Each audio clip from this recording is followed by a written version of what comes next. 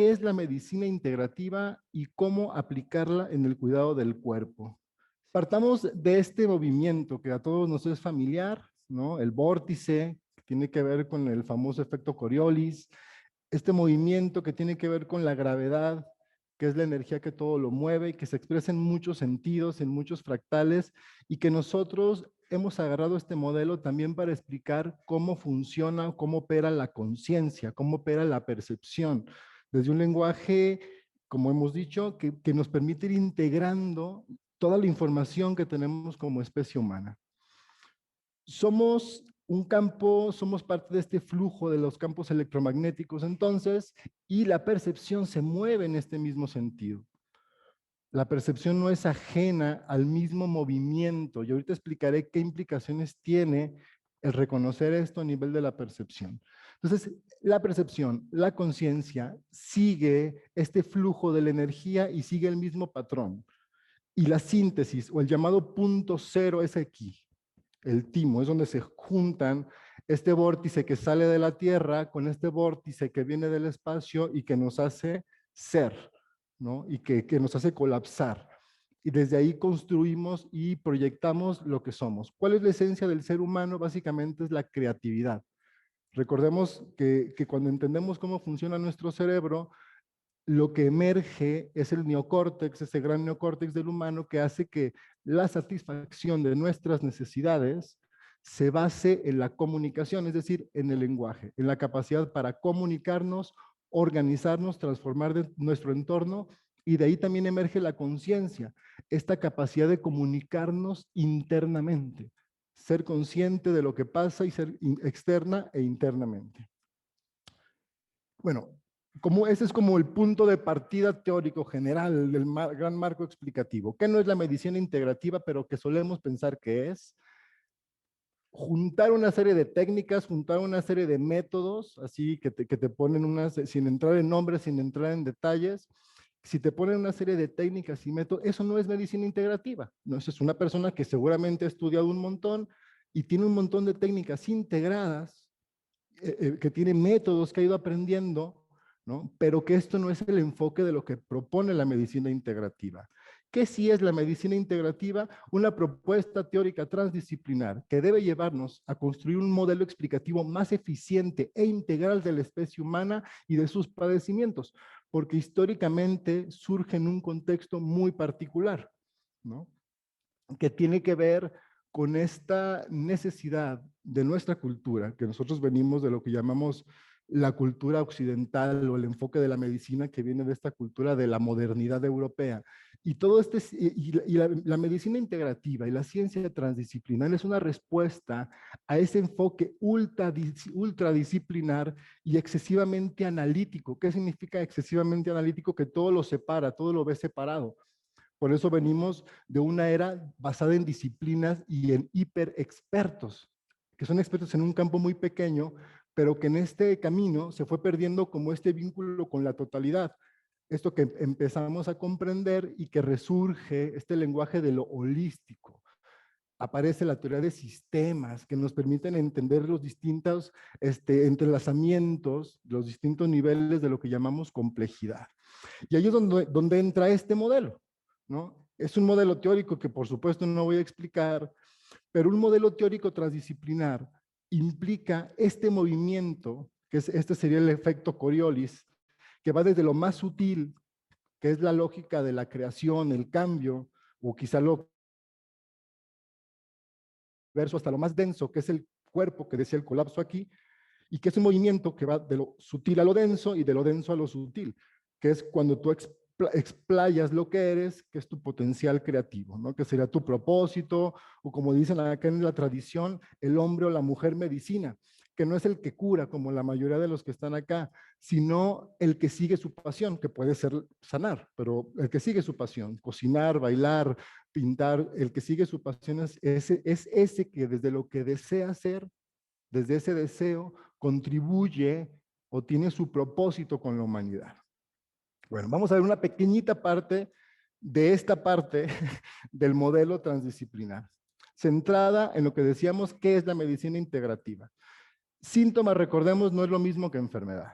síntoma es un fenómeno físico, un fenómeno fisiológico, un fenómeno material, y enfermedad, lo hemos dicho en la ponencia pasada, pero es importante recordar, es un concepto que forma parte de una teoría, ¿no? La teoría médica basada en la patología, que tiene que ver con toda esta lógica de lo que se autodenomina medicina oficial o basada en evidencias. Bueno, ¿por qué es importante la teoría? ¿Y por qué es importante la teoría para la medicina integrativa? Porque implica la diferencia entre el método, que son una serie de pasos que siempre te van a llevar al mismo fin, ¿no? Que tiene que ver con la lógica de los protocolos, y la teoría, que tiene que ver con la explicación de por qué esos métodos funcionan. Y la explicación es supremamente importante para generar el vórtice de la conciencia. ¿Por qué? Bueno, porque de entrada te interpela una sistematización de lo que vas haciendo. O sea, la teoría implica ver reflexionando, ver organizando sobre la práctica, sobre lo que vas aprendiendo, sobre lo que vas cambiando de lo que haces. Entonces, permite la teoría mejorar la práctica, y la práctica permite sistematizar y reflexionar y generar conocimiento. Por ejemplo, responder preguntas de cómo esta, ¿no? ¿Sanar? ¿Para qué? Bueno, aquí es donde entra esta revolución de la que hablábamos hace un momento. Somos seres históricos, ¿no? Seres históricos que desde hace más o menos 60 años, ¿no? Es, vamos, la historia más reciente, quizá la conocí desde 60,000 para acá, que es el descubrimiento del fuego, la agricultura hace 10,000 y la domesticación de los animales mayores hace más o menos 3,000, ¿no? La revolución cultural que implica el Renacimiento hace 600 años, la revolución industrial, la científica y la revolución de la conciencia, que fue hace 60 años, que, que empieza con este gran movimiento que hubo en los 60, que sintetiza todo el conocimiento que se fue construyendo en torno a la libertad.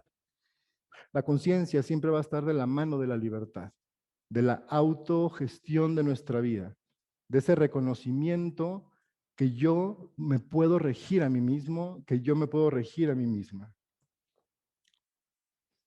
Bueno, ¿qué implica la conciencia a nivel neurológico? Y por eso decía que es importante el saber y el hacer. Son cosas que se integran. Si yo solo me quedo en el hacer, el método va a estar en el hacer, y no sé por qué funciona, no hago el vórtice de la conciencia. Porque somos seres racionales, seres que aprenden, y todos podemos aprender, y todos necesitamos encontrar explicaciones. Para mí una pregunta fundamental, cuando llega una persona con un síntoma fuerte, sobre todo, por ejemplo, pensemos en un cáncer, es ¿por qué? Responder por qué. Sí se puede responder por qué. Ahorita explicaré cómo. Trataré de compartir ese modelo. Bueno, y aquí es donde entra lo que nosotros hacemos, que es la psiconeurobiología, que la psiconeurobiología es la ciencia detrás de la nueva medicina. O sea, es como una rama de la ciencia que se basa en la integración. La nueva medicina germánica y las leyes biológicas que propone el doctor Hammer y todas las escuelas que de ahí se derivan, como la biodescodificación o todas las escuelas que incluyen la palabra decodificación de algo, tienen que ver con este modelo explicativo de la ciencia, que es un modelo que no separa, como el modelo tradicional cartesiano, que separa mente y cuerpo, o materia y espíritu, ¿no? Por ejemplo, y de alguna manera busca investigaciones a partir de las neurociencias que integren esta relación, que empiecen a explicar esta relación, por ejemplo, de las enfermedades con lo que se vive, pero con base en el estudio del cerebro, sobre todo de neuroimágenes, entendiendo el cerebro como una interfase de comunicación entre lo externo y lo interno. Yo lo defino más o menos así: el cerebro se dedica a buscar información afuera para poder organizar mis 53 o 70 millones de células cada instante, es ese pulso. Y ese proceso de organización también tiene que ver, por ejemplo, a mí, como ser humano, con el sistema hormonal, que tiene que ver con las emociones y la conducta, y por lo tanto con la comunicación. O sea, yo qué digo, cómo lo digo, qué expreso, cómo lo expreso, tiene que ver con esta interfase, con esto que está interpretando mi cerebro. Recordemos que un cerebro hace más o menos 52 millones de operaciones por segundo y una persona hace consciente 64. Entonces, ahí es donde entra todo este proceso. Yo digo que, a ver, como en este contexto, hablas y eres más bien como testigo. Yo me escucho lo que hablo y el que está hablando es como un flujo. Es como un flujo. No estás pensando cada palabra y eligiéndola de un catálogo racional. No es racional. Sientes lo que dices. Entonces, eso es como un tema bien interesante que se plantea acá. Bueno, a partir de este contexto, podemos generar el modelo explicativo de cómo aplicar la medicina integrativa, todo lo que sabemos. Y van a ver que aquí en este modelito va a aplicar todo lo que sabemos, pero que hay que aprender a utilizarlo de esta lógica que viaja entre la reflexión y la acción, entre el pensar y el hacer, que constantemente esté generando estos hemisferios, tanto en mí como acompañante o terapeuta, como en la persona. Yo digo que aquí, y lo dije la vez pasada, ya no formamos terapeutas, formamos más pedagogos, personas que no es que vayan a que alguien los cure, sino que tienen que descubrir quiénes son, cómo funcionan, cómo operan. Y parte de nuestra labor no es enseñarles quiénes son, por supuesto que no, pero sí, para eso sirve la ciencia, para sentar ciertas bases. ¿Cómo lo hacemos? Bueno, como decía, el punto de partida es el cerebro, que es la interfaz entre lo externo o lo más sutil y lo interno, que es lo más denso. Lo más denso lo catalogo aquí el cuerpo. Para mí el cuerpo, la materia celular y su organización sistémica es el punto cero. Bueno, es ese movimiento, ¿no? De esa interfase. Y ahí está, ¿no? Lo que integra la parte psíquica que denominamos, que es básicamente el lenguaje. O sea, la teoría sí que significa alma en griego. O sea, es como la necesidad de explicar eso del humano que no es material. Y hemos ido construyendo muchas explicaciones, la mente, el pensamiento, la percepción, pero cada uno de estos elementos son distintas formas de explicar esto, ya de como que hemos ido refinando científicamente, que antes solo denominábamos alma, el alma humana, que era básicamente, según el esquema cartesiano, incognoscible, porque eso no entra en el ámbito de la ciencia, es en el ámbito de lo espiritual, eso déjaselo al cura, ¿no? Entonces, acá empieza un proceso de entendimiento donde el concepto que más se refina es el lenguaje. Wittgenstein, un filósofo, habla y es como el primero que hace este gran experimento y es un personajazo en ese sentido de la ciencia, pues porque es el primero que pone el lenguaje en el centro de la ciencia y busca conjuntar ciencia, filosofía a partir del lenguaje. De ahí luego se derivan todas las investigaciones como la cibernética, por eso es como muy importante históricamente. Y a partir de ahí empiezan un montón de estudios del lenguaje. Entonces, básicamente, por eso decimos que el neocórtex está orientado al lenguaje. Y lenguaje no es solamente las palabras, o sea, lo verbal, porque un gran descubrimiento también de la neurociencia es el lenguaje no verbal. Todo lo que digo, sin palabras, con gestos, con formas, con tonos, con actitudes, como decía Alonso, con olores, con todo lo que hay que tomar en cuenta en la vida, ¿no? Por ejemplo, abajo, vamos, en este esquema está el cuerpo, que lo ponemos como en la parte más lógica de entender. El cuerpo está organizado como sistemas orgánicos, que están organizados por órganos y en específico por tejidos, que es el nivel que tenemos que llegar de comprensión, porque ahí está el sentido evolutivo. Cada tejido surge en el contexto de la evolución para ejercer una función. Luego ese tejido puede estar ejerciendo funciones en varios órganos, que son las llamadas capas embrionarias. Entonces hay que entender todo esto más desde una lógica de la función. Si yo entiendo la función, puedo entender qué conflicto vive la persona. Ahorita lo explicaré por qué. El punto de partida es el síntoma, ¿no? Y el punto de llegada es la armonía, ¿no? A donde queremos llegar. Yo le pongo armonía. Luego dicen equilibrio. A mí no me encanta equilibrio porque el equilibrio en un sistema biológico es la muerte. Esa armonía me parece algo alcanzable que tiene que ver más como aprender a tocar con esta orquesta que es la vida, ¿no? Así con mayúsculas, la naturaleza, ¿no? Ser parte de esa sinfonía. Pues vamos a aprender a movernos en estos dos ámbitos, que si bien están separados en la práctica, operan juntos. O sea, mi psique y mi cuerpo no es que tenga la psique allá, ¿no? En el piso 3 y el cuerpo acá.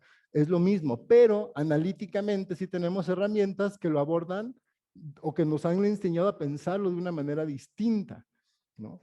Entonces, bueno, Aquí puse una palabra que no mencioné, que es la de ideología.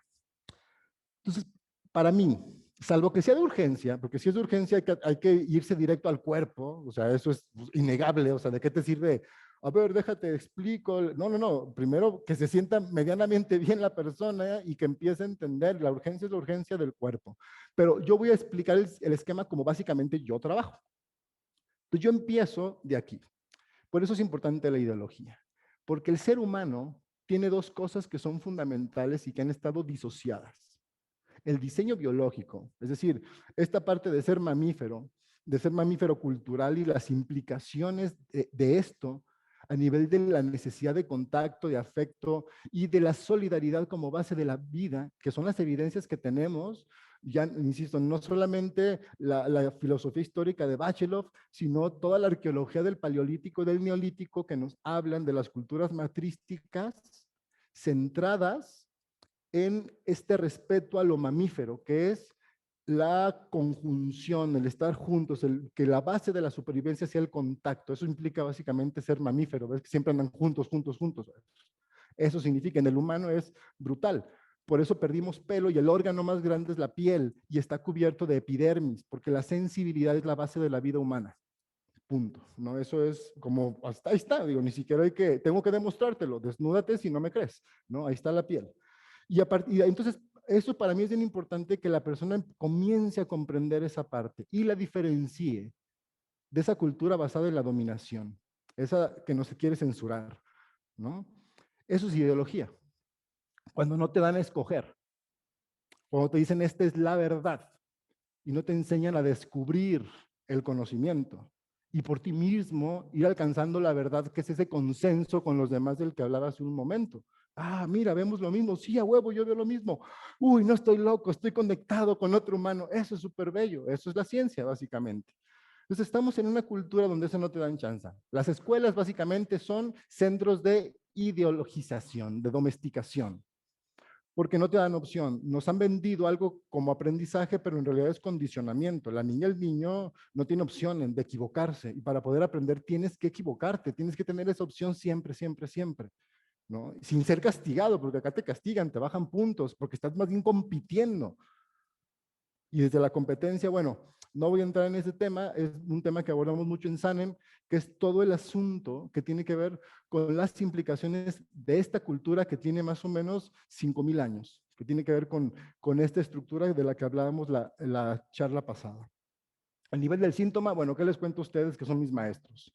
Rastreo completo, identificar pares, para mí eso es bien importante, siempre es como un punto de partida muy, muy importante, y identificar, ¿no? ¿Qué sistema, qué órgano, qué capa embrionaria y qué tejido se está afectando? Y eso se puede hacer con rastreo, se puede hacer con diagnóstico, se puede hacer hablando. Yo lo hago más hablando porque uno ya conoce, así como ahorita Alonso explica muy bien todo este trabajo de Hahnemann, de las personalidades, a partir de las leyes biológicas tú puedes saber, según el lenguaje de la persona, cómo habla, en qué tono, de qué forma, qué capa embrionaria está afectada y qué matiz del conflicto tiene. Y luego le puedes preguntar, o sea, puedes darte cuenta si está hablando desde la desvalorización, porque recuerden que desvalorización es que no tienes capacidad de valorar, o sea, de comparar. Entonces, obsesivamente buscas comparar porque quieres resolver ese conflicto. Entonces, una persona que tiene un conflicto de este tipo en su lenguaje, todo el tiempo está comparándose y todo el tiempo está estableciendo necesariamente escalas innecesarias, para ella necesaria. Por ejemplo, entonces ahí puedes ir identificando incluso si el conflicto es más hacia los pies o hacia las rodillas. Bueno, se puede hacer desde ahí. Una forma muy sencilla, el rastreo, ¿no? Teniendo esto, ya nos permite buscar el origen psiconeurobiológico y transgeneracional del conflicto. Que yo lo resumo en esta fórmula.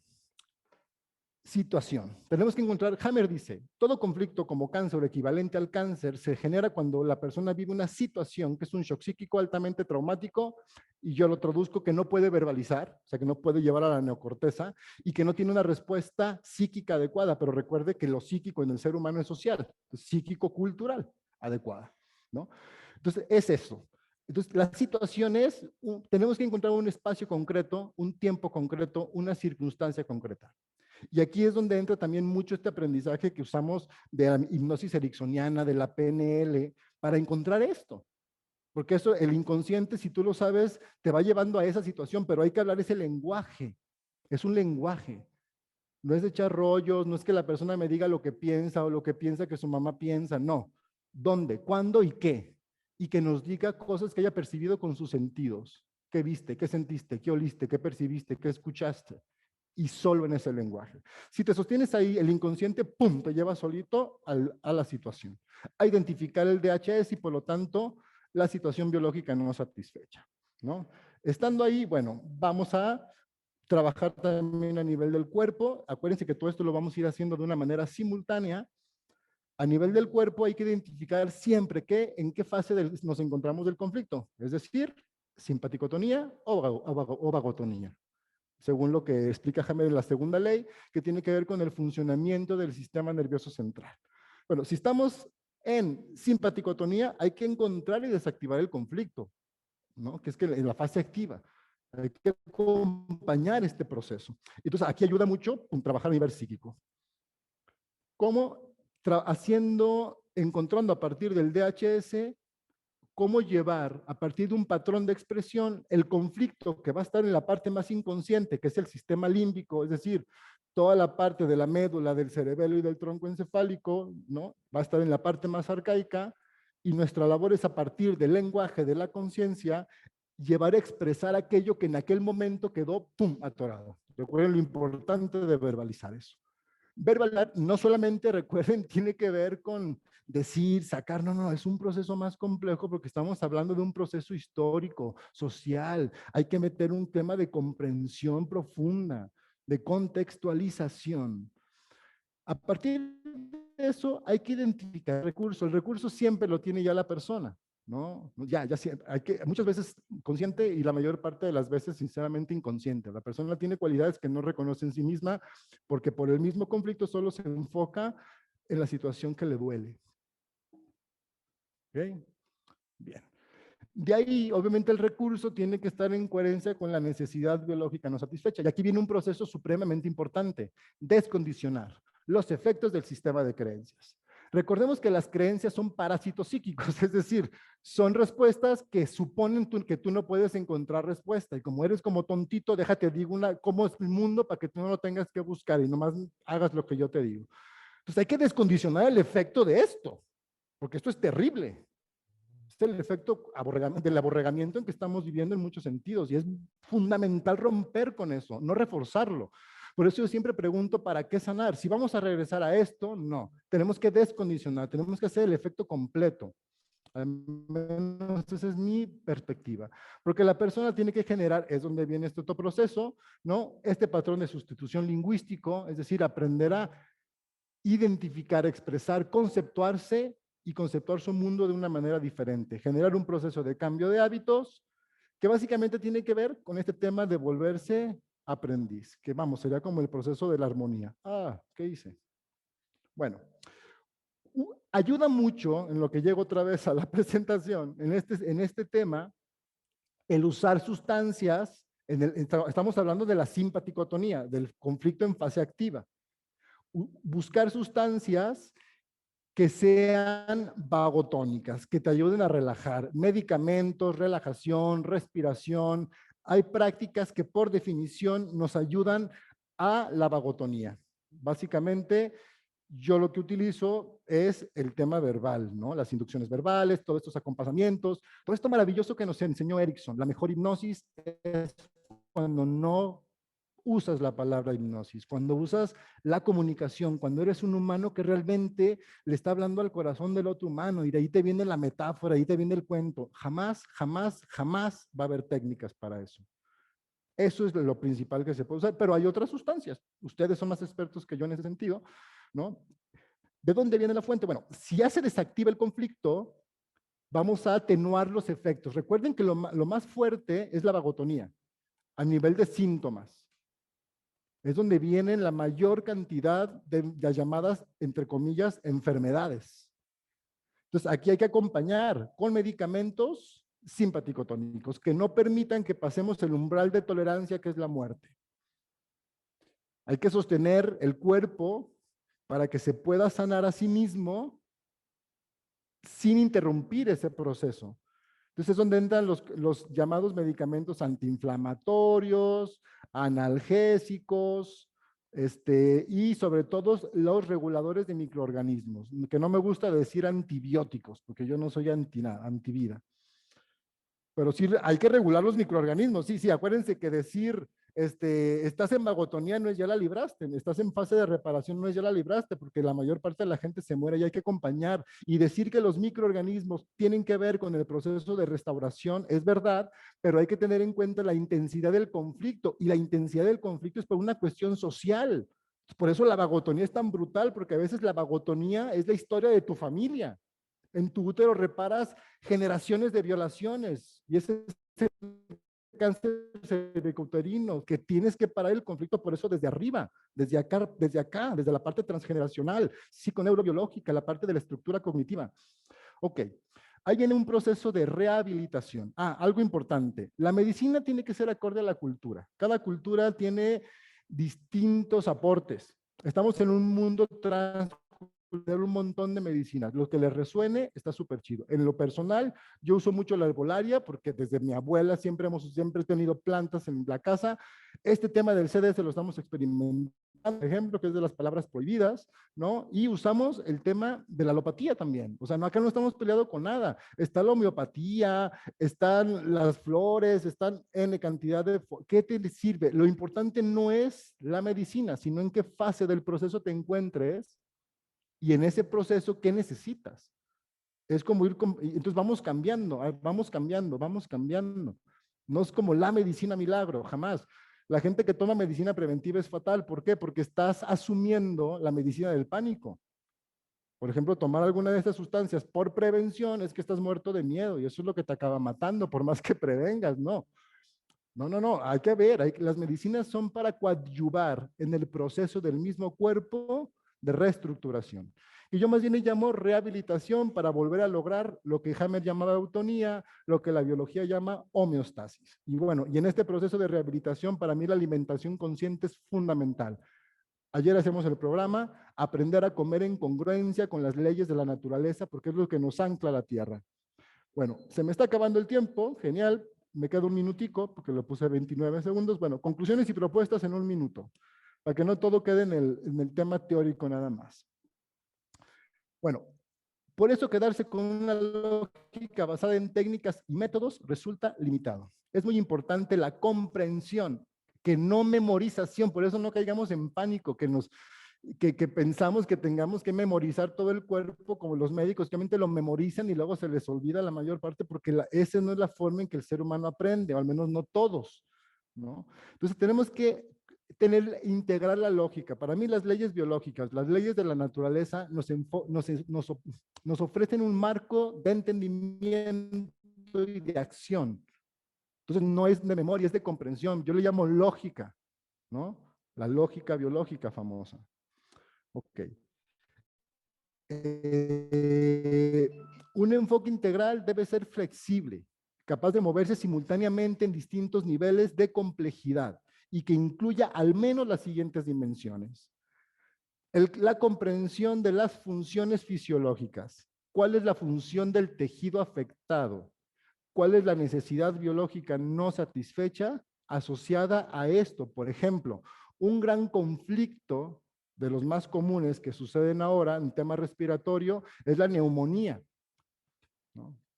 ¿Qué conflicto está generando la neumonía? Pues hay unas cositas que se llaman neumocitos. Entonces, ¿qué hacen los neumocitos? ¿A qué capa embrionaria pertenecen? Eso nos va a dar el matiz preciso matemático y nos va a permitir lograr eso que llamamos fisiología consciente.